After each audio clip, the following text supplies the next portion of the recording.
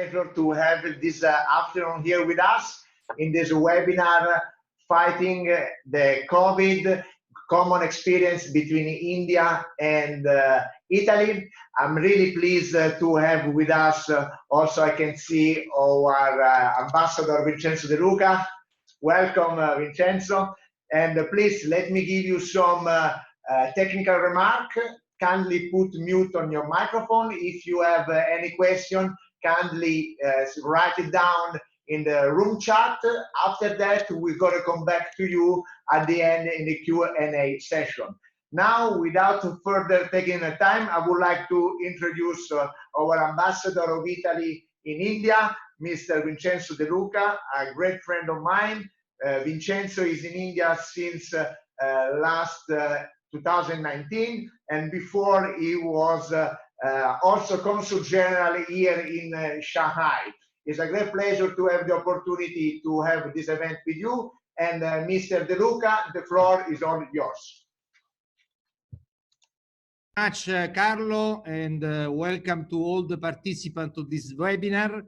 It's also my pleasure to work again with Carlo. We spent some years together in Shanghai, where we promoted Italian companies. We spent all the period in events, initiative, relation with the local authorities, and also promotion of Italian and the Made in Italy. So it's really a pleasure for me to work also here in India, in Delhi, with Carlo D'Andrea. Let me now give you a short presentation about the situation in India, because maybe many of you want to understand which is the situation concerning COVID-19, but also and especially the opportunities for our companies here in India. Let me start with India and COVID. We have a presentation you have on the screen. Many of you maybe knows that the lockdown was established by the Indian government on 24th of March until the 17th of May. Next Monday we'll start a new phase of this lockdown with partial reopening on many activities here in Delhi and in many other states. In India we have 29 states with also different situation about the spread of the infection. So the situation is very diversified. The spread has been higher in Maharashtra, Mumbai, Pune, also in Delhi, in part of the cities, in Gujarat and in other states. The situation in India was becoming very difficult before the lockdown, but the lockdown has been able at least to contain the spread of the infection. Now we have something like 80,000 cases, positive cases, but if you consider the population of 1,350,000,000 is still a number limited. But the decision and the measures adopted by the Indian government provoked a very impressive movement of people. Maybe some of you watch TV and with all the images and video about the movement of the so-called internal migrants, workers that move from a state to another, 65 million. So it was a huge movement of people after the adoption of such restrictive measures. The lockdown also suspended the international and domestic flight, and we been involved for several weeks to organize the repatriation of the Italian stranded here in India, tourists mainly. And now we already organized the repatriation of more than 1,000 Italians from India to Italy. The approach of the Indian government is similar to the approach of the Italian government, physical distances, and also the interruption of all the retail service except the essential goods, that means food and medical and pharmaceutical products. Now there is already has been already a gradual reopening on a district-wise base. already some districts has allowed more activities, and starting from next Monday, this reopening will be wider. What about the response, the economic response of the Indian government? In the early weeks after the lockdown, the Indian government allocated $22 billion for humanitarian relief package. The central bank reduced the interest rate, and now in these very days, Prime Minister Modi and the Minister of Finance have announced a stimulus package of $290 billion US. That is 10% of the Indian GDP. Quite an important package to support the resumption of the Indian economy. Which is the situation of India? You know, India has been the country with the highest growth rate in the last 4 years. And also this year, despite coronavirus, IMF estimate a growth of 1.9%. Of course, this estimation was released some weeks ago. Now we have to monitor the situation, because we have to see which is and which will be the impact of the lockdown on the industrial and economic activity here in India, and also the effect of this stimulus package. But nevertheless, India is still considered one of the fastest growing economy. Is the five largest global economy in the world. Is a country with a population of 1.35 billion people, and the average of the population age is 29 years. Very young population, a very potential market also for middle class. In fact, in India, we have more or less 630 million active mobile internet users and 140 e-commerce customers, with the volume of sale in e-commerce of $64 billion US. This data, of course, means that all the foreign investors here have huge potential in the coming years. And also, if we consider the difficult situation of the relation between US and China, US is trying to promote more and more investment in India.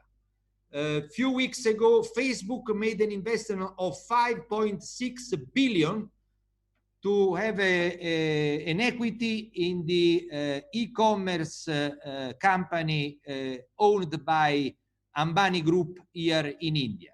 And also Walmart made an alliance with another very important e-commerce operator, Flipkart, here in India. Amazon has increased its investment in India. And also Apple announced a transfer of part of the production from China to India. 20% was the data that circulated in the media in the last few weeks, which is the bilateral trade between Italy and India. We, in 2019, we had a bilateral trade of 9.1 billion euro, with an increase in the period 2016-2019 of 21%, very high increase of our bilateral trade. And more than the bilateral trade was the growth of our export, 22% between 2016 and 2019. Also, an increase in the investment of the Indian company in Italy. Many of you knows the name of Mahindra, Jindal, Tata, and Mittal, and Titaga. They are well-known big Indian investors. Now, which is our approach here in India? We want, I remember also the same approach we followed in China, and we are following in China. I remember the period of Shanghai when we talked about first tier, second tier, third tier of the Chinese market. We also try to have a differentiated approach, a granular approach in some priority states. We identify 7 priority states. Beyond Delhi, we have Maharashtra, one of the most important, Karnataka with the Bangalore, the Asian Silicon Valley, Gujarat, but also Tamil Nadu and other states, both in the northern India and the southern India. Now, which is our market share of the Italian companies in India? We are in the same position of France. France and Italy are between 2.8 and 3% of the market share. Germany, again, is by far the first European exporter to India with 7% of the share market, but all the European countries and companies have a share that is relatively low, and there is a huge potential for European and Italian companies to expand their activity and their market share in the Indian market. Now, we have already defined with the Indian authority a multi-year, 5-year strategic partnership. For the first time, after a period of difficulties in the relation between Italy and India, now we have established a long-term partnership that will be finalized in the next visit of the Indian Prime Minister to Italy in the course of this year. And this strategic partnership has 5 main pillars. First of all, green economy. That means renewable energy, smart grid, circular economy. Second pillar is infrastructure, with a special focus on railway infrastructure, but also roads and underground infrastructure. Health and food safety in this period is the sector, of course, that is more vital for the need of the population here in India, in Italy, in China, all over the world. In the health sector, we are interested in partnership with Indian companies in pharmaceutical products as well as medical devices. But also in food safety, we can play an important role in all the food processing chain in India. Because India, as you know, is one of the first countries in the agricultural production.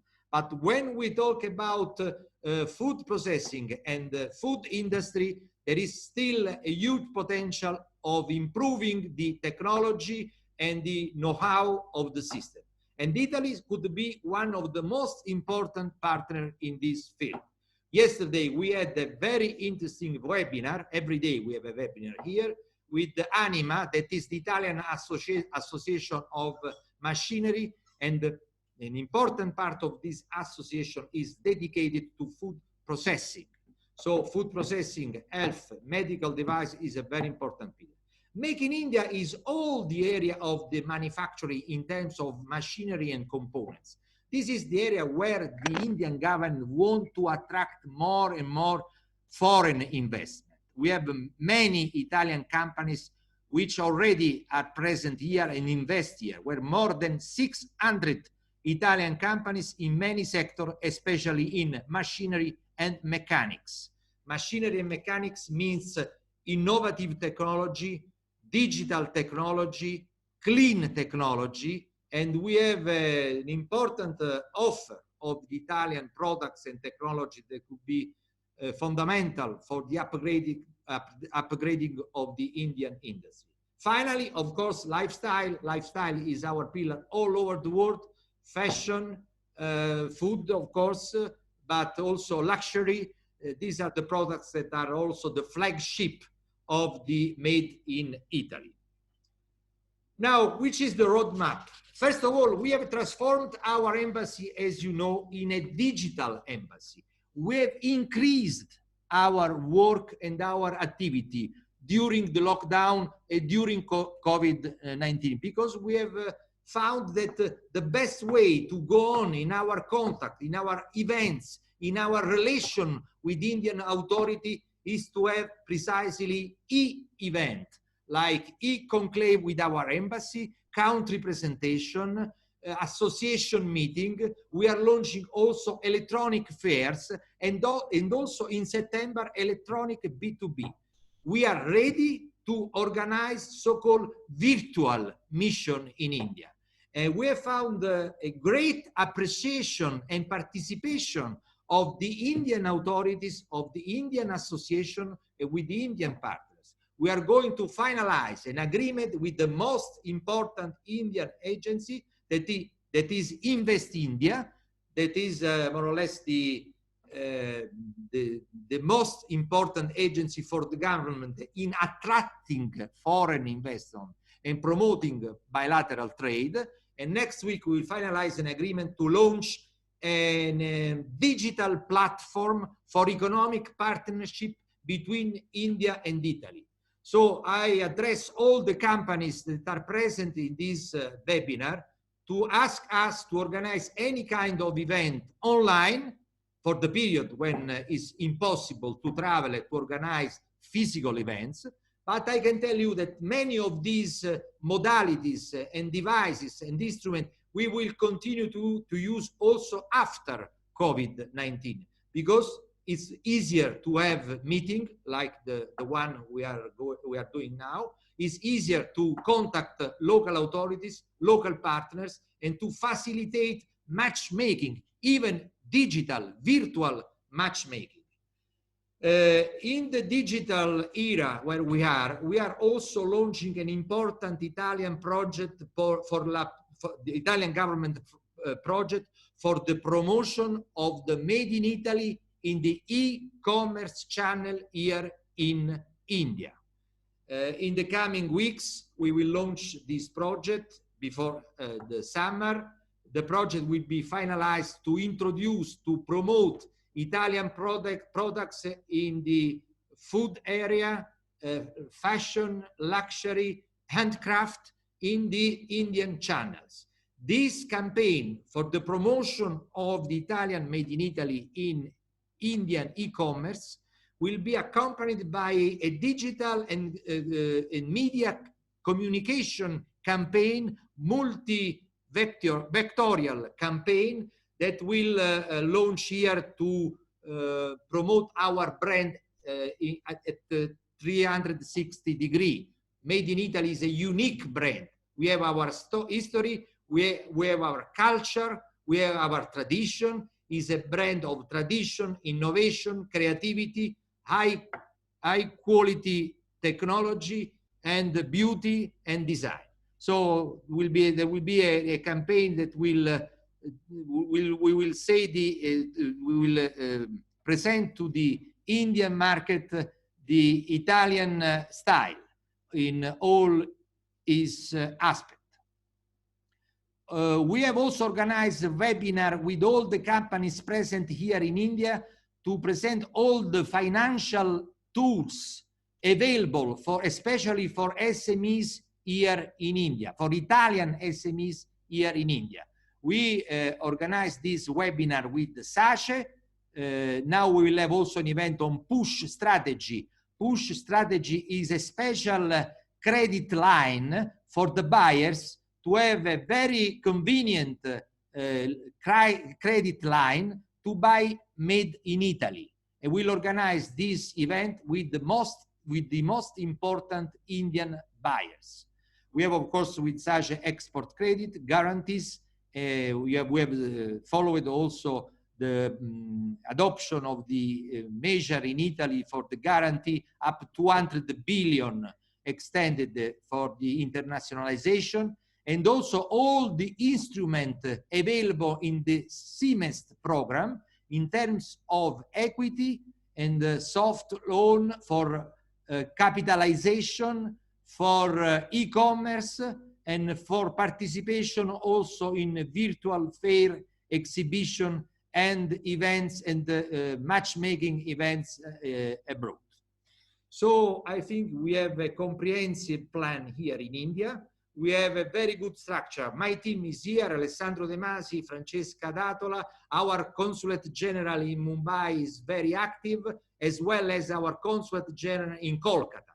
I finish my speech thanking again Carlo D'Andrea and all of you for the organization, Carlo, and for the participation of all the companies which attend this important webinar. Thank you so much. Thank you so much, Enzo. And please let me tell you that I always like your energy and the passion that you put in your work. And if you taught something when you were here in China, you taught us to talk business and to be proud to represent the Italian excellency in the Chinese market. And I see that you are doing the same path here in India. And you are the right man in the right place. Thank you for that. So now I would like to give the floor to Mrs.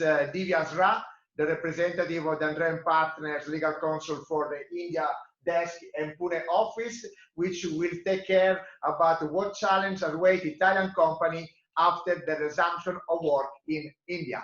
Please, Divya, the floor is yours.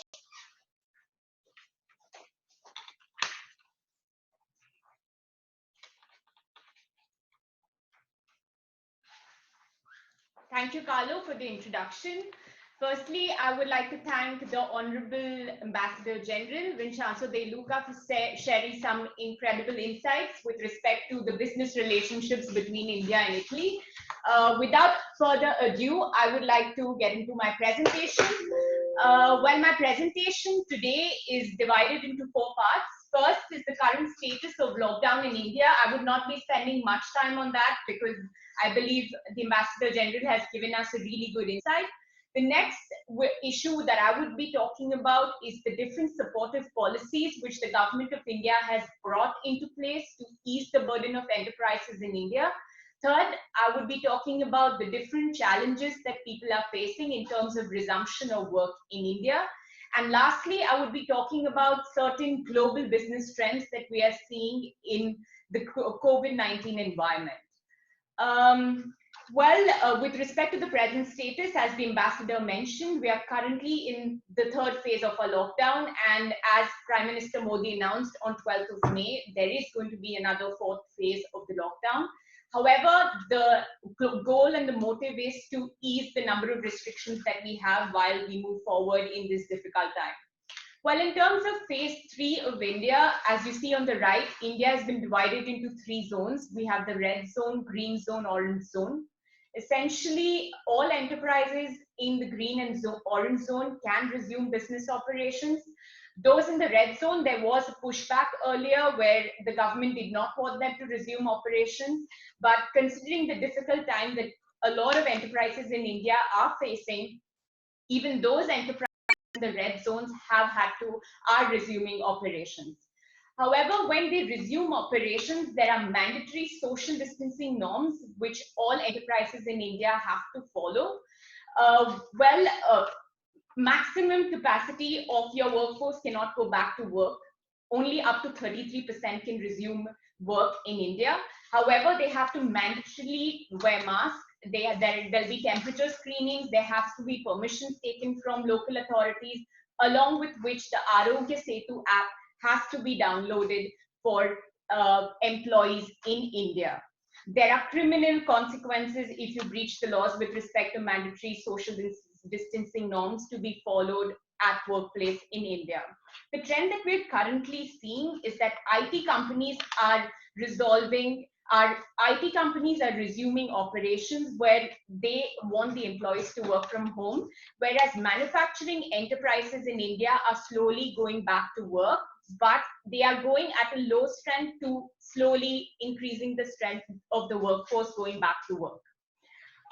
Now, as the ambassador mentioned, the government of India has done a lot to boost the Indian economy, which the GDP has contracted by 1.9% at the current rate. I would like to take you through some of the supportive policies which the government has brought into place in this COVID-19 situation. The first is the amendment to the FDI policy of India, where currently the government is held that any direct or indirect foreign investment from those countries sharing a land border with India, such as China, Pakistan, Bangladesh, Myanmar, Bhutan, Afghanistan, and Nepal, would require the prior government approval. Now, this legislation was passed when early on in April, the People's Bank of China acquired a 1% stake in HDFC Bank, which is the leading commercial bank in India. That created a storm amongst Indian regulators and they passed this legislation. However, there are some technical issues when it comes to this particular legislation, because effectively what this means right now is that if there is a private equity fund in Italy where one of the investors of the private equity fund is a Chinese national or a resident, an investment by such a private equity fund into India would also require the government approval. Now, this has raised a red flag among several regulators in India and business people in India, because this essentially will deter foreign investors from making foreign investment in India. So we have reached out to the government and we are waiting for further clarification from the Indian government when it comes to this particular FDI policy. The next policy which the government has brought into place is the issues with respect to corporate governance. This is a welcome move by the government where they have eased the different regulatory requirements with respect to conduct of AGMs and EGMs in India. This essentially means that now AGMs can be conducted online, which would mean that the cost that you would incur as well as the time that you would consume in calling an AGM would be reduced. Second, you can have the audited financial statements of the company adopted in a much faster manner, and it would also mean that the dividends could be declared to the members of the company at a much faster pace of time. Additionally, what the government has done is that if there is any corporate expenditure on COVID-19 which is done, such an expenditure would count towards the corporate social responsibility expenditure which companies above a particular size have to incur in India every year. The third thing that we have seen is that there is relaxation as to the deadlines and interest rates of filing of income tax returns and GST returns in India. The next move, which is again really beneficial for MSMEs and SMEs in India, is that the government has announced that for the next beginning March up to June, there would be a 3-month suspension on the payment of loans, outstanding loan amounts issued to corporate debtors in India. And also for the next 6 months, insolvency and bankruptcy proceedings cannot be initiated against corporate debtors. This is a boost for those MSMEs and SMEs in India who right now are going through a financially stressful time. The next change which the government has brought into place is with respect to employment regulations in India. Well, in the last 2 weeks, there is a storm in India because certain state legislators are planning to stop the applicability of employment regulations to that particular state. But that honestly is, we have to see how that would work out in terms of the rights that employees, the protection of the rights of the employees. But currently what the government has done is that it has issued a notification where during the COVID-19 situation, when employees have been asked to work from home, they should have to be, there should be no deduction in their salary, along with which their employment should not be terminated or they should not be laid off. That being what the government has said, but we are seeing a trend where different companies in India are laying off people, they are reducing salaries. Well, if you ask me legally what they are doing, whether it's correct, no, I mean, it's illegal. And similarly, many petitions have been filed in the Supreme Court of India by disgruntled employees. So the advice that we are giving to our clients is that they should adopt policies which kind of balances the situation out, where probably they can look at reducing the salary of their employees in the next few months to come, but give them long-term incentives where probably at a time where a company reaches a stability, they can give them incentives for them to be able to balance this effect that it could have for the next few months to come. The last policy which the government has done is with respect to those foreign nationals or foreign executives who are staying in India, and if their visas have expired, the government has granted them an automatic extension of their visa with no overstay penalty. Moving on to my next slide, where in the next 2 slides I would be talking about the different challenges which we see enterprises in India would be facing upon resumption of work. The first one is the disruption in the supply chain. Well, a lot of companies in India are dependent on China for cheap imports of raw materials. Well, with the whole spread of COVID-19, this had a negative impact on such industries, and the entire, I would say the entire mood right now in India is to make India self-reliant. So the aim is to set up more and more manufacturing units in India so that we are not reliant upon other countries for our supplies. And the next issue that we do see with respect to enterprises is the complex regulatory compliances that they would have to adhere to, at least for the next 1 year till this issue is not resolved. They would, like I said, there are mandatory social distancing norms which have to be adhered to by companies at workplace. So this is again an added hurdle which would kind of slow down the process with which, the speed with which enterprises can resume operations in India. The third thing that we would see is low demand for the products. First, because domestic consumption has been affected with the contraction in the GDP, with people being laid off. The domestic consumers in India they aren't as, their appetite for products is not as big as it used to be. The second thing is in terms of our top export destinations, which are US, China, and Europe. Well, US and Europe is still in a state of lockdown. So even if the products are being manufactured, it's going to take a while till the demand of such products stabilizes in the world. The next challenge that we see is, again, like I mentioned, like most borders in the country of the world are closed. So that would essentially mean that a lot of international companies with executives who are based in different parts of the world, they have to reside in the place that they are in right now, which means that conduct of international business would be affected. Lastly, a big challenge that we are seeing now is with respect to the force majeure clause, which is there in contracts. I guess before COVID-19, we've never seen this provision as lawyers being debated so often and in such great extent.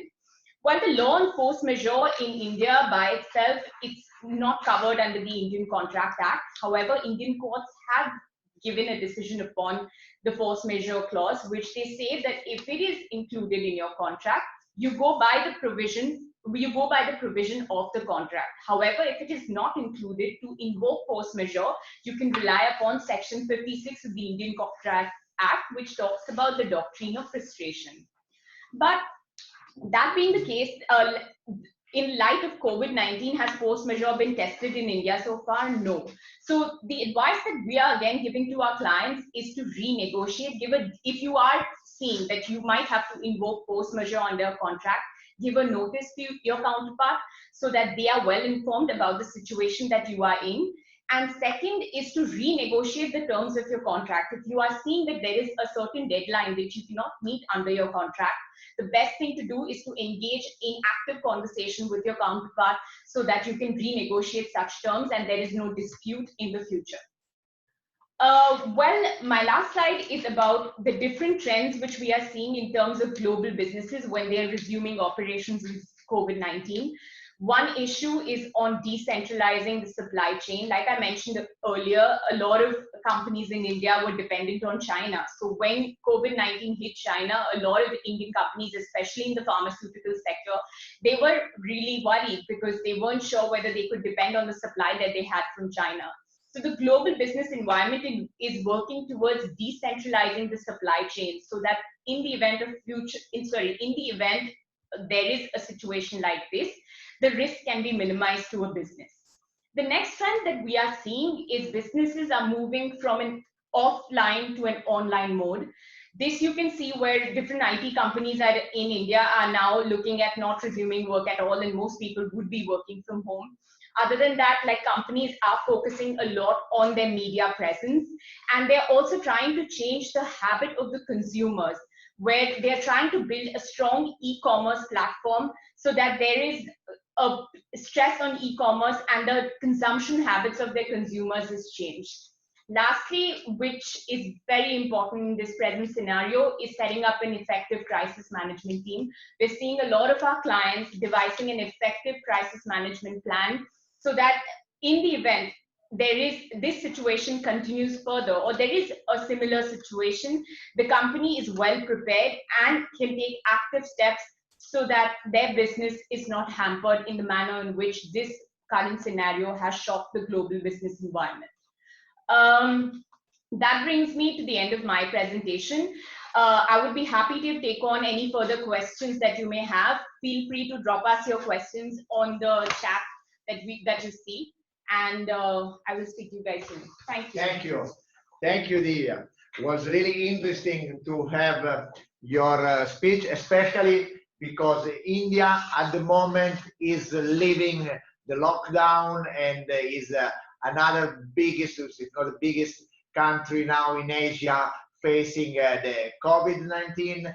China as well now is the first country in the world that was fighting the virus, and now is the one a bit ahead in the resumption of work, and as well is Italy in Europe.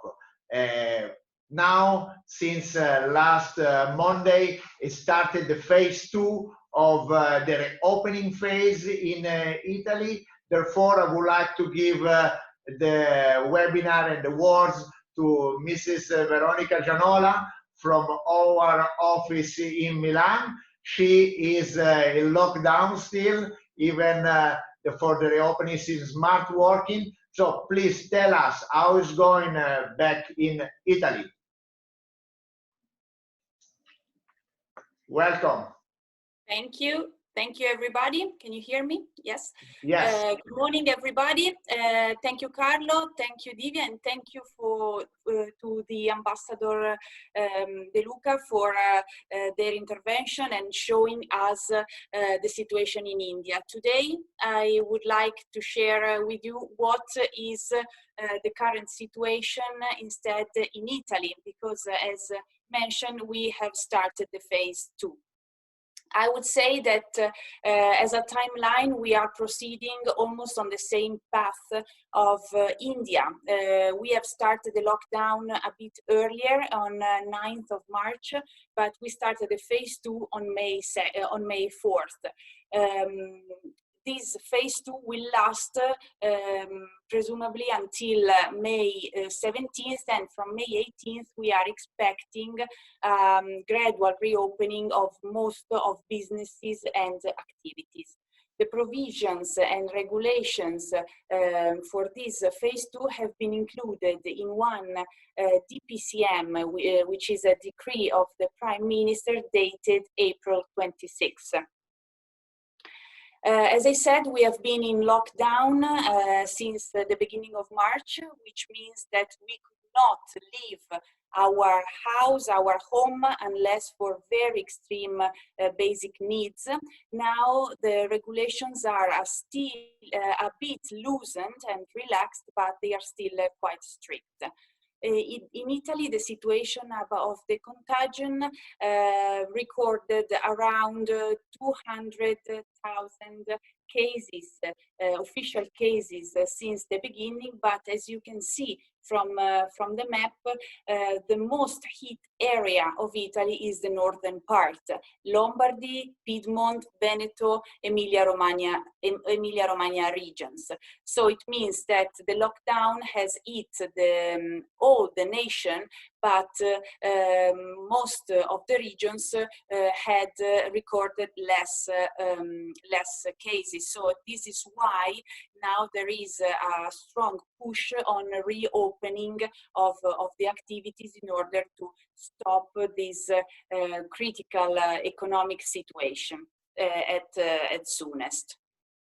Currently, the situation in Italy is that schools, universities, museums, public gatherings, sport events, non-wholesale shops, excluding those for first needs, restaurants and bars, are still suspending the operations or are still forbidden.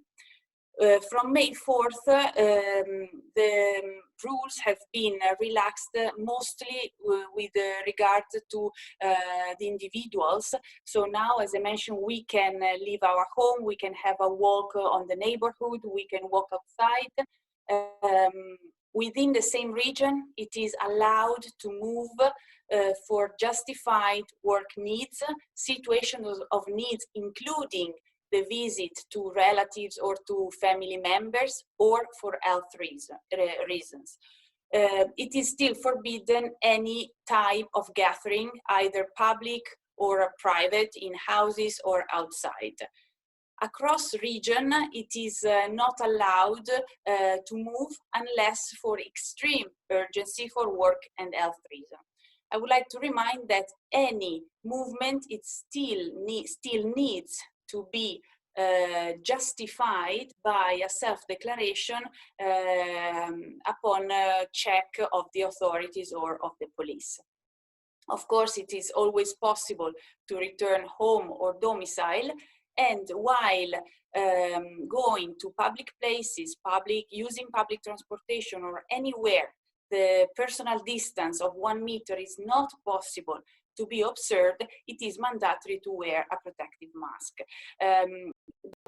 Protective mask, let me say, that has been object of high debate, because we have seen China, which was the first hit country by COVID-19, which imposed a mandatory wearing of mask even on the streets, while in Italy it has been decided and evaluated that that should not be mandatory in these cases. But some regions, like for example Lombardy, decided anyhow to keep a more stringent provision. We will see later.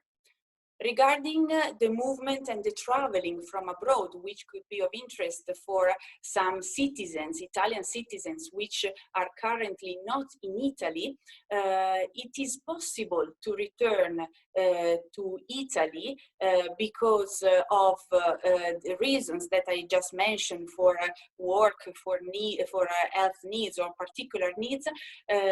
For those who are outside for tourism, business or other reason, or for those who have to leave the foreign country because they lost their job, because the study course has finished, or for other reasons. But it is not possible to return for a short stay.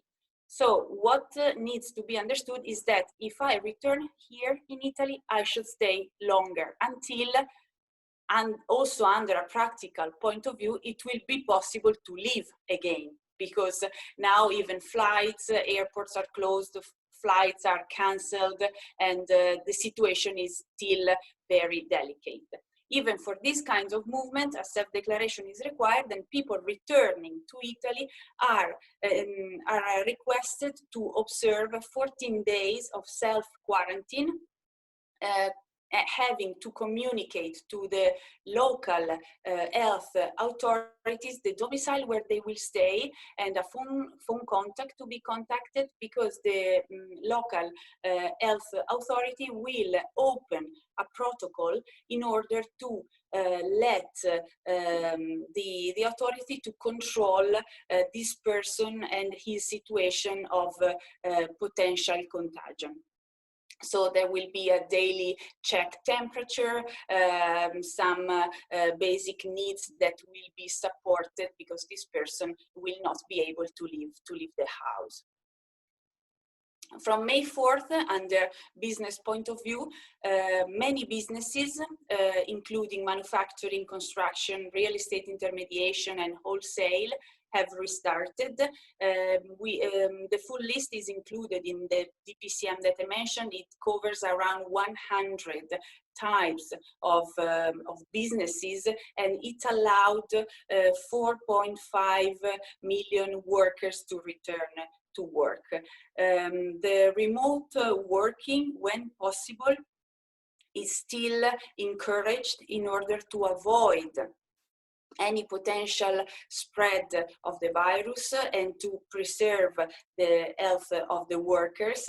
In any case, companies had to prepare for the resumption to work and to organize the workplace according to the health and safety protocol that has been approved by the government together with the trade unions to ensure safety inside the workplace. Health and safety protocol has been issued firstly in March 14th, and then on April 24th it has been updated. It contains main rules regarding the respect of hygienical standards and precautions to avoid the spreading of the virus. So how workers and employers should behave, what kind of tools employers should give to the workers, for example, and to employees, for example, masks, gloves, organization of the office in order to let the respect of the personal distance, so organization in shifts, for example, then every company, according to each condition and each status, will decide how to better organize. The company should inform employees about the measures that have been adopted inside the company and regarding the equipments provided to avoid the contagion. The failure of implementation of the protocol may cause the suspension of the activity until the safety standards will be restored. The phase 2 is believed to finish on May 18th. With the phase 2 started also the phase in which we citizens have to learn how to live together with the virus. We have to remember that the virus has not been defeated, so we will assist to a gradual return to normality, reopening of activities in different stages and according to the decisions of each region. As I mentioned in the beginning, there are regions that have been strongly hit by the virus, but some that want to restart as soon as possible in order to reduce this waiting time to reopen the activities and to restart for this new beginning. It's going to be a new beginning for everyone because this lifestyle of every of us has changed. We have to remember to bring a mask with us every day. We have to even face and consider people in front of us in a different way. This could happen. So it's another way of living, and we hope that we will be able, in any case, to return to normality very soon. Schools will not restart activities in the classrooms before September 2020. So in any case, the online schooling will continue with a great debate that has also started because kids needs to be looked after, and parents who might return to work could have some issues in the management. So the government is also considering some aids for this situation. An app is under evaluation and under discussion to trace the virus spread and to avoid, to let citizens behave correctly and understand whether they have been in touch with someone who has been infected. And government just last night approved a new decree called Rilancio to support people and companies due to this critical situation. They made available 55 billion euros covering many fields from labor to companies to schools, universities, tourism, and so on, in order to let people restart their life. In case of violations of these rules, Italy has set a system of fines for people who move without a proper reason, a fine that goes from 400 to euro 3,000, while business is not respecting the rules may be subject to the suspension of the activities. In case, of course, a person instead has resulted positive to the coronavirus test, it could deem and infringes the rules of self-isolation. In this case, there might be a violation under the Italian criminal law. I'm in Lombardy, as Carlo mentioned. I'm in Milan, and Milan and Lombardy has been one of the region, and Milan one of the most hit cities by COVID-19. So the region has adopted some ordinances that are even stricter than the national than those nationally inserted in DPCM. Here in Lombardy, it is still mandatory to wear a mask or to protect the mouth while leaving home. So even just walking on the street, we have to wear a mask, to walk in the park, to stay outside. One person per family can access shops, only one member of family.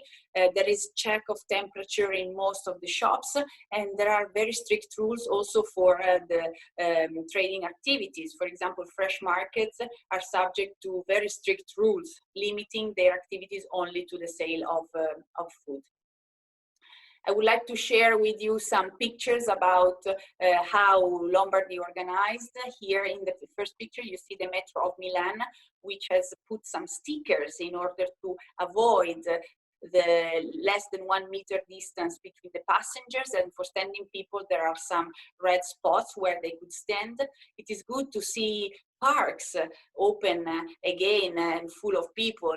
It was really surreal to see our squares, our streets and our parks that usually we are used to see full of people of tourists and so on, quite empty.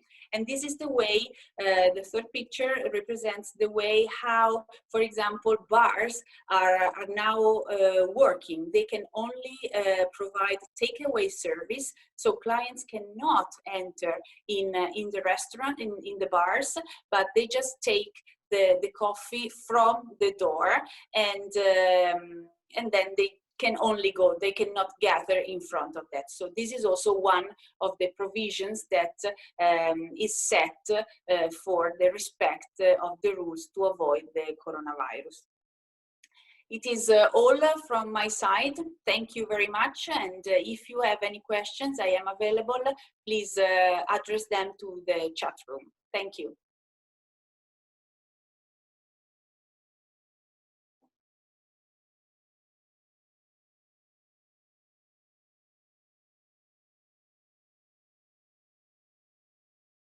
About what is happening in Italy.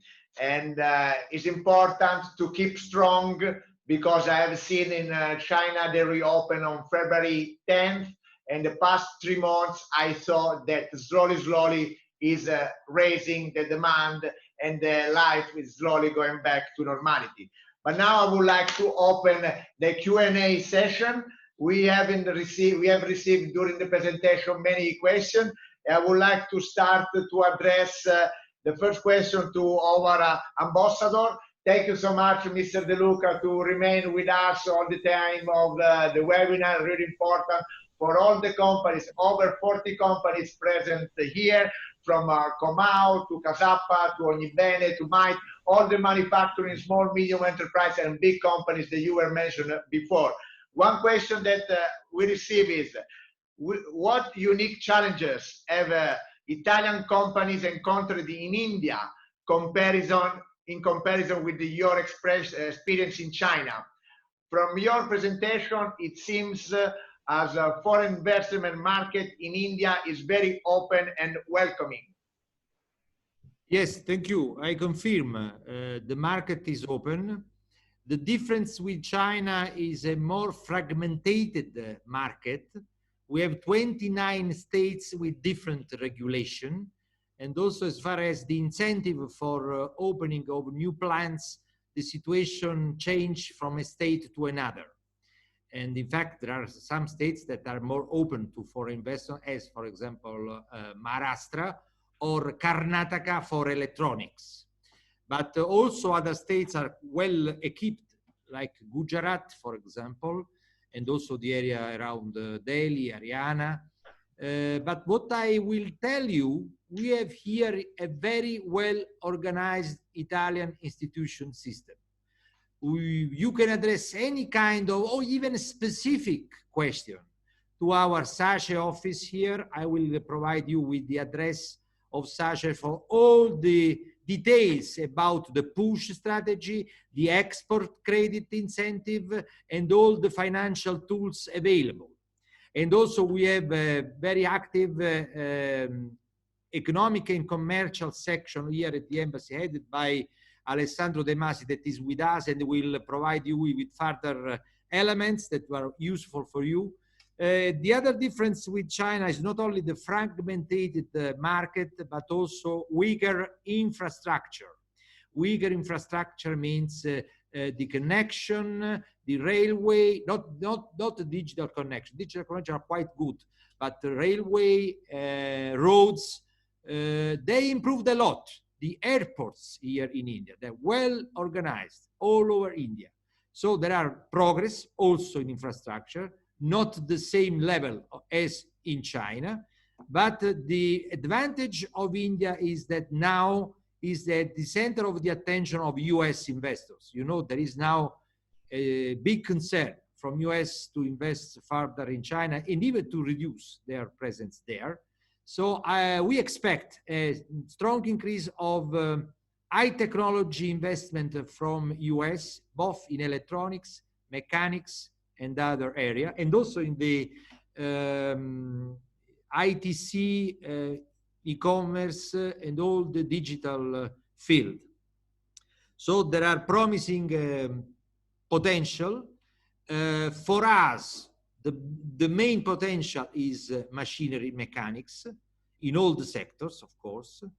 I think also the market of the classical made in Italy lifestyle is increasing, and will be further opportunities for our brand. Our brand are increasing their presence here, Bulgari, Ferragamo, and others.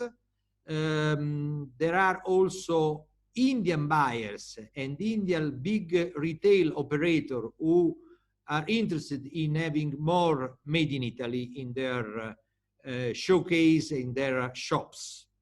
So the situation is not easy in this period, as rightly said your colleague before in the presentation of COVID in India, and I also mentioned the difficulties in this phase. But we have to look at the medium, long-term perspective. We have to look after COVID, and we have to stay here in this period and work in this period to increase our presence, because they are active. They want to encourage foreign investors. There is a very active Indian agency, one of the most, I would say, better than in China in this case. Invest in India is well performed, very well performing, and is a very good point of reference for all the foreign investors in the embassy and the trade agency here in India. We have a very well organized Italian trade agency. Is with us also Alessandro Liberatori and Fabrizio Giustarini from Mumbai. We have two offices, one here in Delhi, the other in Mumbai. We have always available 24 hours, as Carlo perfectly knows, when we were in Shanghai. And we are in condition to provide all information, support, networking here in India. Well introduced everywhere in Delhi, in Mumbai, in all the main states. Now, in the coming months, as I told you before, we will have several events organized by our embassy, digital events, and I invite you to stay in touch with us. Carlo already told you which are our address, email address, phone address in Delhi, in Mumbai, especially. And we are ready to cooperate with you, also with many companies that are in China, but they are also interested in the Indian market, also for the reason I mentioned before. Thank you, Ambassador. And it is really important for all the business people which are online now to hear these words, because it's really important to have the institution beside business people, especially in a foreign country. If you allow me, the floor question for you keep coming. When is the time to pass also the word to Mr. De Masi, Datola, and Maffioletti, which will join us later on in the panel? Let me know. but this because you mentioned about mechanical machine. Sorry, unfortunately, I have a conf call at 4:30 with Italy, so I can stay here still 15 minutes. Okay, thank you to tell me this. So I will, considering that you mentioned Karnataka and consider that you mentioned the mechanical sector, there is a question from Kasapa, India, that they are doing an investment exactly in this moment in India, and they are asking, are there any specific measures so far for established by India government to encourage for investment in India for companies setting up new plan? Since in this stimulus package are included also some measure for promoting foreign investment, I will ask this company to send us an email. We will send you all the information available, updated information about the conditions and the measures and the support from the Indian government for new investment. We will ask all this information updated to Invest India. That is our counterpart for all the interaction with foreign investors. Since, I repeat, some measures are already in progress, I will provide them with all the update about the situation of a foreign investor who want to come here in India now. Thank you. We will keep with the general manager with you in order to create the business community that still miss you here in Shanghai. I have an interesting question. They say the costs in India are rising a lot. Can Italian costs remain competitive in India compared to China? Which one is your feeling? Consider that for the Indian market now is not a good time for Chinese products for the reason I explained before. Of course, in terms of cost, we know that Chinese products are more competitive than the Italian products. But in terms of quality, reliability, and many other aspects, the made in Italy is still in many sectors better positioned than Chinese products in many sectors. I mentioned, for example, food processing, agriculture machinery. This is where we are by far ahead of the Chinese products. Of course, we need a stronger presence in the market. We, for example, we organize a fair here in India of agriculture machine with Unacoma Association. It's the only international fair organized here in India in the agriculture machine, and is an Italian fair. And also in food processing, we are working with the food park here, 37 food park, to have more opportunity for the Italian machine in the food industry. And also we have an historical presence here in all the 2 wheels and 3 wheels vehicle. Piaggio is the leader in this sector here. We launched also an electric 3 vehicles for the Indian market, Ape Elettrica, here, few months ago. So in many sectors we can have an advantage, and certainly the Italian investment are here more welcome than Chinese investment. That is for sure in this period. Thank you so much, Enzo. It's always great to have you here, and your straight answer is really important for business people.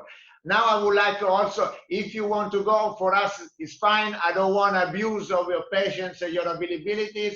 And thank you once again. Thank you. Thank you. Now I would like to call on the panel also Mr. Alessandro De Masi, Mrs. Francesca Datola, and Mr. Claudio Maffioletti. Mr. Alessandro De Masi is the head of economic and commercial affairs of the embassy, as Mrs.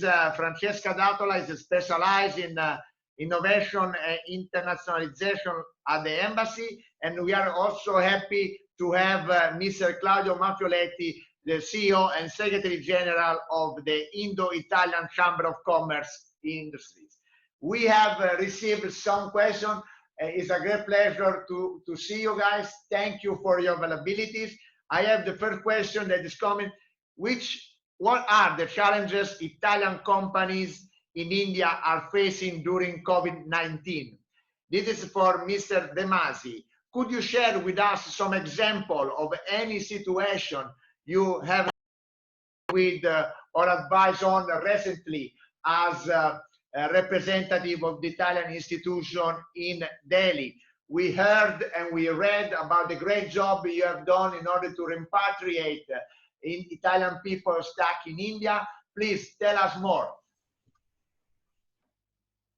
Thank you so much, dear Carlo. I am very happy to get to meet you actually, because we have been talking over the phone in the past few days, and we immediately understood that there was some feeling going on, and I wish to take advantage of this occasion to warmly thank you so much for this opportunity, because this is kind of an exercise that a few weeks ago wouldn't have been even possible to imagine. And if it's true, like they say in China, that behind each crisis, there is also an opportunity. This kind of new mechanism is one of those opportunities. The fact of bridging the gap between institutions and companies, it's something that we are experiencing now through these technological tools that were already existing, but that, I mean, we were not using. So thanks a lot again for that. I wish to also express my gratitude for the very insightful presentations of both Divya and Veronica. Thank you so much. Just a few words before answering to your question, Carlo, on what the ambassador was saying on the structure of the economic institutional dimension of the Italian system in India. Just to inform you, and this is at the benefit of all companies that are listening to us, because they can count on us any time, that the Economic and Commercial Office of the Embassy of Italy in Delhi has the same size of a medium-sized embassy in other countries of the world. Just to let you know that we are 3 diplomats in the office. We have 3 experts that could be also at the disposal of companies that may need any kind of information. We have a representative of the Bank of Italy working with us, and so he's our financial attaché, and he can provide with any kind of possible information on the financial dynamics in India and in Italy. We have a scientific attaché who is working very hard in a specific sector, science and technology, on which we are betting a lot as Italy. And actually, it has been the first sector that has permitted us to relaunch our bilateral relations with India back in 2016. And then we have a custom attaché who is at the disposal of all participants for any kind of custom related issue. Not to mention, of course, as the ambassador said, the great support that the Italian trade agency offices, both in Delhi and Mumbai, are providing to the entire system. And of course, the Indo-Italian Chamber of Commerce, represented today by our friend Claudio Maffioletti, whom I can't see, but I guess he's somewhere over the cables between Delhi and Mumbai. We also have ENIT office. ENIT is the tourism board, Italian tourism board, and we have an office in Mumbai of ENIT.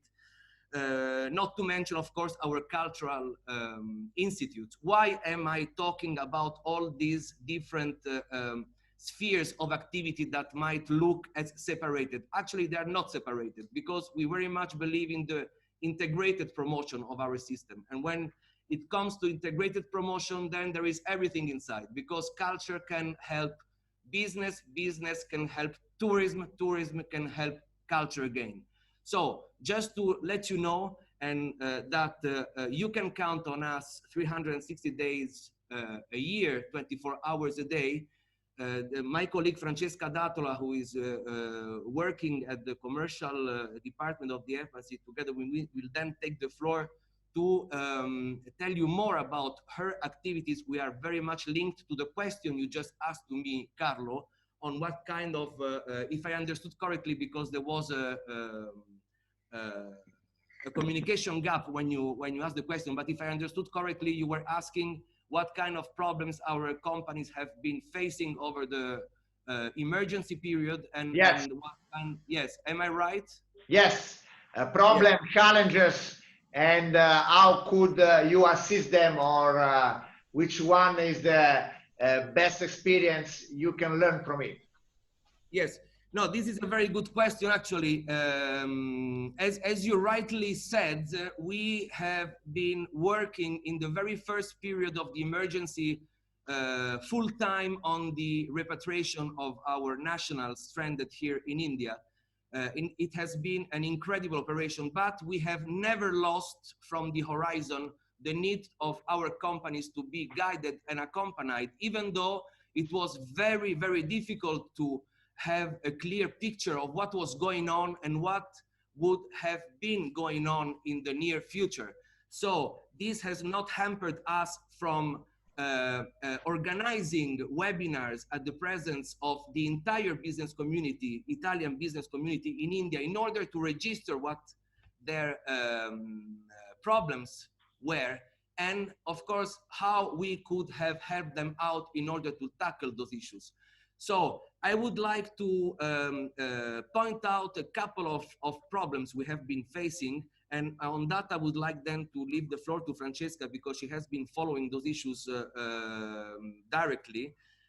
Of course, we have had many problems related to, of course, liquidity of companies, and this is a, let's say, framework problem, which has then implied several other problems related to the management of staff, management of logistics, management of cash flows, etc., etc.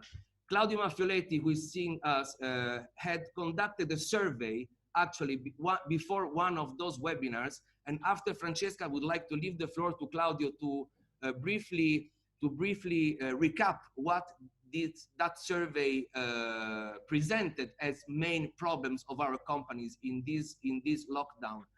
And as I was saying, we had, of course, many problems related to difficulties in exports of goods that were the result and the consequence of several bans also that the Indian authorities had to put into the system in order to prevent some further difficulties. So if you agree, Carlo, I would like to firstly give the floor to Francesca so that she can explore further in detail this issue. And then I would like to leave the floor to Claudio Maffioletti in order to give us some more.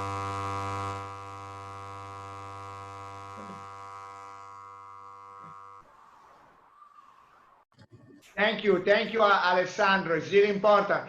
Please let me also thank you, because you were speaking about liquidity issue, and during the COVID-19 pandemic, we had to reach out to the embassy because Yes Bank, I believe it's a common news that it was under supervision, and a few small medium enterprises, they got their money locked.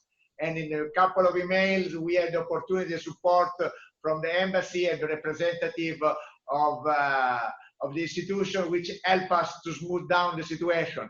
Please, Francesca, I give you the floor to you. Thank you so much to join us tonight. Thank you, everyone, and really good afternoon to everyone. So basically, as Alessandro already told us, before focusing in a very first phase on the evacuation of our national, then in the second phase, we tried also to address the problems encountered by our business community settled here in India, and also the problems of our exporters. So the first thing that we made under the direction of our ambassador, we set up an export task force, which was a synergic effort, because it was a task force made up by officials from the embassy, so me and Alessandro, our custom attaché, but also the Italian trade agency, both the office in Delhi and in Mumbai, and also the Indo-Italian Chamber of Commerce, and finally IICCI. And within the framework of this task force, we addressed several problems, starting from some containers that were stuck in ports. Of course, because of the lockdown, the activity in ports was really very slowed down, of course, because there were no people to clear the custom, there were no custom agents, no clear agents, and so on. Then we also helped some Italian companies who were having problems in getting their personnel to their premises, because even though some companies were allowed to continue their production even during the lockdown, I am here referring to companies settled into the special economic zones, but some police officers, they were not really acquainted with the rules put by the district magistrates, and so basically they were hindering the arrival of people at the premises, and so it was impossible for them to resume the productive activity. So we did this action of real support, real time, and we were listening to the needs of the company. At the same time, we also helped Italy in the procurement activity for medical equipment and pharmaceuticals, because as you know, in Italy we were and we are unfortunately still facing a problem of shortage of vital medical equipment and also pharmaceuticals. So we, as much as possible, we asked for exemption to the Indian authorities, in particular to the Director General for Foreign Trade, in order to get some exemption and to get some shipment to Italy. And finally, as already mentioned by Alessandro, we organized some webinars. The webinars were really focused on a series of topics. So we had a general webinar, which was organized in cooperation with the Farnesina, so with the Ministry of Foreign Affairs, and it was addressed to more than 400 companies in Italy who wish to invest or to explore India as a market for their export. We have then, we have also a specific seminar, webinar, very, very important, which was on the liquidity issue, which was organized together with CMES and also with the participation of IICCI and also with the participation of the Indo-Italian Chamber of Commerce. And we had our very first seminar was organized with the precious cooperation of the Indo-Italian Chamber of Commerce. And on this one, since the Chamber presented also the result of their survey, I will now probably give the floor to our friend Claudio Maffioletti. Thank you very much, and I'm also here for question afterwards. Thank you, Francesca, to give us this insight about important activities. Indeed, we have read on the newspaper and so on the national TV, Italian one, the huge amount of medical equipment which was sent from India into Italy. Thank you also for that. My family, they are back in Italy, and they told me it was a tough time. But in this, we're going to speak later in B2B. Now is the moment to give the floor to our friends, Claudio Maffioletti. Thank you so much for being here. Thank you for the input that the Italian Chamber gives to the Italian companies based in India. And not only that, Alessandro mentioned about your survey. Please, 3 main points. Thank you, first of all, everyone, for inviting me and having me as a speaker and having my contribution to this webinar. Very quickly, we have conducted 2 surveys. Being an association of companies, we have a membership base of 1,100 companies mainly in India. Our first job is to collect the inputs from our business community. So the first service we have conducted was aimed at identifying the risks that our members were facing on the wake of the COVID-19 emergency. And one of the major risks that came out is obviously the one related to cash availability and liquidity, but not only. Inventory management, complete restructuring of supply chains, human resources management, and especially how to handle the traveling of experts or even faculty in some cases from between India and Italy. All of these inputs that we have collected then were transformed in a further survey we have conducted, specifically looking at the liquidity needs of the Italian companies. That's something in India. Italian companies in India, I mean Indo-Italian joint ventures or Indian subsidiaries of Italian companies. And what has come out very clearly is that out of the approximately 150 surveys that we have collected, 70% of the respondents had liquidity autonomy of an average of 4 months. It was end of April, May, June, July, August. September coming, there's trouble in the air. So that is why also we try to put in place a sort of task force in collaboration with the 2 Italian financial institutions under the coordination of the Italian embassy in Delhi, which is CIMES and SACE, to provide these Italian companies some financial instruments in order to be able to access and to have some injection of liquidity. This is obviously a work in progress. We have seen in one of today's questions that one of the companies precisely is asking for this specific kind of support. So it still is a need of the day. We're still working with SACE and CIMES and the embassy in order to provide all the available tools for the Italian companies. One thing that is proving challenging is that as of today, what the Italian companies in India need is availability of liquidity and cash directly from Indian banks. And perhaps with the last announcement of the support package, which is being made available, everyone is waiting for the details. Perhaps this could give an ease to the present needs of the Italian companies in India. Just a few seconds, if you allow me, to say a few things about the presence of Italian companies in India. We have monitored that presently in the country, there are approximately 630 to be precise, Italian investments in India. Investments, I mean, either rep offices or commercial offices, Indo-Italian joint ventures and Indian subsidiaries of Italian companies. Probably, but this is a mapping that still needs to be done. There are twice the numbers, so 2,000, 1,800, 2,000 Italian brands being represented in India, even though they do not have a physical presence. Out of these 600 companies, we have mapped that approximately 200, which is less than 30%, have manufacturing activity in the country. So if you compare and if you think of the size of the market, of the potential of the market, we do have a problem, which was a problem probably before the COVID-19 and most probably is going to be, is become even more acute on after and when the new normal, so they say, will be back in place.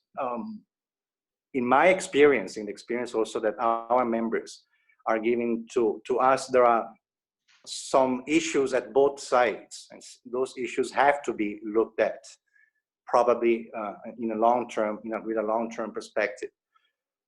Both sides, I mean, both on the Italian side, perhaps there is a misrepresentation of what the Indian market is at the best. Most probably, there is an underestimation of what the challenges of working in India are. And there are also some issues and challenges presented on the Indian side.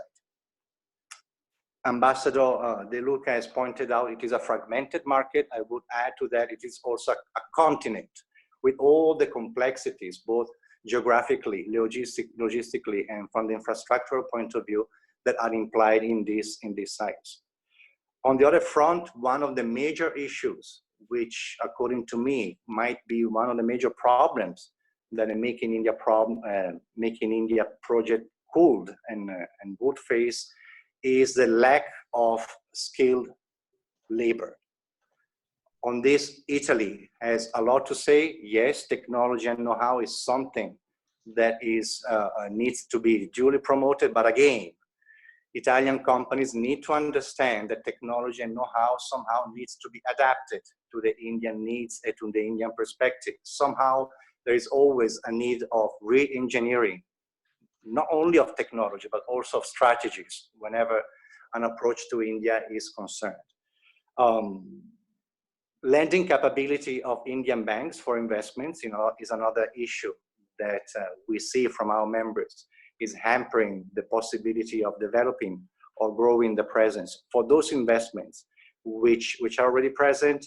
Labor laws also, and this is another topic which is under scrutiny by the Indian government, tend to be a disincentive to big investments in the country. Again, as I said, but I would like to elaborate a little bit on the subject. India needs a specific strategic approach by the Italian companies. Too often, not only small and medium-sized companies, but also mid-caps, if not multinational companies, look at India in a provincial, if you pass the term, manner. India needs dedicated resources, a dedicated strategy. Indo-Italian companies which are working properly have managers either coming from Italy to India 3 weeks every 5 or based consistently and on a long term in the country. Way too often the Italian entrepreneurs and Italian companies think it is easy to approach the Indian market. It needs dedication, it needs time, and it needs specific strategic focus. I'm available, obviously, for any questions. Thanks. Thank you. It's really important you're inside, Claudio. And, when I listen to you, to Alessandro, and also to Francesca, but also our speaker of our law firm, we understand that the COVID-19 amplify the need to look around yourself. You cannot dedicate your supply chain only to one country, or you cannot believe that Asia, oh, it's okay, I'm in India, or it's okay, I'm based in China. During the latest meeting that I had in Brussels, thank you to the European Chamber, there was going on more and more the China +1 policy. It's okay to be present in China, but you need to have a strong partner and to have a strong supply chain, not only in one basket, but you should put your eggs in different places. And India, together with Vietnam, is getting more and more spaces in this new policy, in the new way to do business globally. And we have still, I believe, 10, 12 questions, but I believe this is material for the next webinar. We don't want to go longer of the time slot that we ask to our friends from the embassies and to our friends from the Indo-Italian Chamber of Commerce. Thank you so much to Divya, Alessandro, Francesca, Claudio, Veronica, to the Ambassador De Luca, of course, to Gaia and Veronica, that you don't see it, but from instant that they help us to put it together. And of course, a big thanks to all the Indian Italian representative of companies that every day are working in India, or they are in Italy involved with business in India. It's important to diversify, and the strong and the power of Italy is also half of it, if not more, coming from the export. Thank you so much. We're going to meet soon. Sei Chen, dear friends.